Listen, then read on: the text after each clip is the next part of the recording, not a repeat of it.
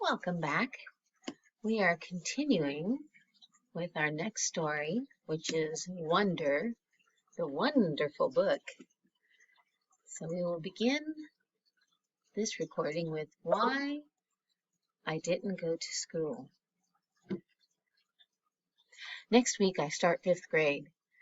Since I'd never been to a real school before, I am pretty much totally and completely petrified. That's really scared. People think I haven't gone to school because of the way I look, but it's not that. It's because of all the surgeries I've had, 27 since I was born. The bigger ones happened before I was even 4 years old, so I don't remember those. But I've had 2 or 3 surgeries every year since then, some big, some small. And because I'm little for my age and I have some other medical mysteries that doctors never really figured out, I used to get sick a lot.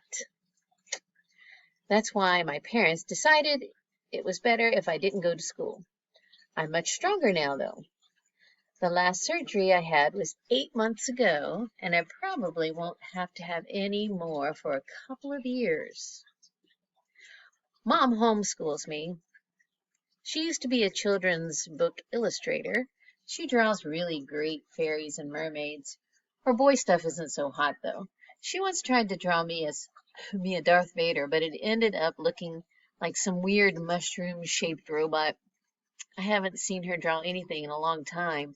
I think she's been too busy taking care of me and Via. I can't say I always wanted to go to school because that wouldn't exactly be true. What I wanted was to go to school, but only if I could be like every other kid going to school. Have lots of friends and hang out after school and stuff like that. I have a few really good friends now. Christopher is my best friend, followed by Zachary and Alex.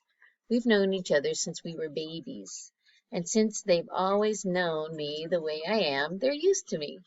When we were little, we used to have play dates all the time, but Christopher moved to Bridgeport in Connecticut.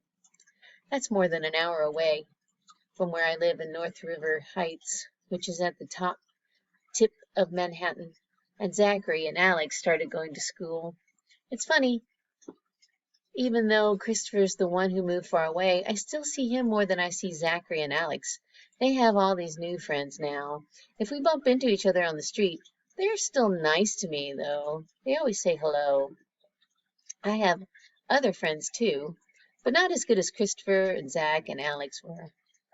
For instance, Zach and Alex always invited me to their birthday parties when we were little, but Joel and Eamon and Gabe never did. Emma invited me once, but I haven't seen her in a long time, and of course, I always go to Christopher's birthday. Maybe I'm making too big a deal out of birthday parties. How I came to life. I like when Mom tells me the story because it makes me laugh so much. It's not funny in the way a joke is funny, but when Mom tells it, Via and I just start cracking up. So when I was in Mom's stomach, no one had any idea I would come out looking the way I look. Mom had Via 4 years before, and that had been such a walk in the park, Mom's expression, that there was no reason to run any special tests. About 2 months before I was born, the doctors realized there was something wrong with my face, but they didn't think it was going to be bad. They told Mom and Dad I had a cleft palate and some other stuff going on. They called it small abnormalities. Oh, I'm sorry, small anomalies. That's a different word, anomalies. That's a good word. It means something that's different or off. There were 2 nurses in the delivery room the night I was born. One was very nice and sweet. The other one, Mom said, did not seem to at all nice or sweet. She had very big arms. Here comes the funny part. She kept farting. Like she'd bring Mom some ice chips and then fart. She'd check Mom's blood pressure and fart. Mom says it was unbelievable because the nurse never even said, "Excuse me." Meanwhile, Mom's regular doctor wasn't on duty that night, So Mom got stuck with this cranky kid doctor she and Dad nicknamed Doogie after some old TV show or something. They didn't actually call him that to his face, but Mom says that even though everyone in the room was kind of grumpy, Dad kept making her laugh all night long. When I came out of Mom's stomach, she said the whole room got very quiet. Mom didn't even get a chance to look at me because the nurse immediately rushed me out of the room. Dad was in such a hurry to follow her that he dropped the video camera, which broke into a million pieces. And then Mom got very upset and tried to get out of bed to see where they were going. But the farting nurse put her very big arms on Mom to keep her down in the bed. They were practically fighting because Mom was hysterical and the farting nurse was yelling at her to stay calm. And then they both started screaming for the doctor. But guess what? He had fainted right on the floor. So when the farting nurse saw that he had fainted, she started pushing him with her foot to get him to wake up, yelling at him the whole time, "What kind of doctor are you? What kind of doctor are you? Get up, get up." And then all of a sudden she let out the biggest, loudest, smelliest fart in the history of farts. Mom thinks it was actually the fart that finally woke the doctor. Anyway, when Mom tells the story, she acts out all the parts, including the farting noises, and it is so funny.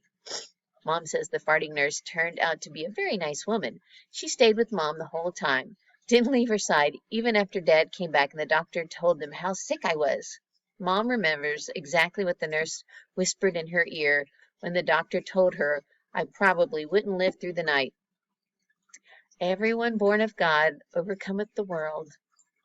And the next day, after I had lived through the night, it was that nurse who held Mom's hand when they brought her to meet me for the first time.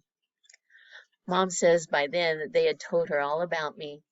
She had prepared herself for the seeing of me, but she says that when she looked down into my tiny mushed up face for the first time, all she could see was how pretty my eyes were. Mom is beautiful, by the way, and Dad is handsome.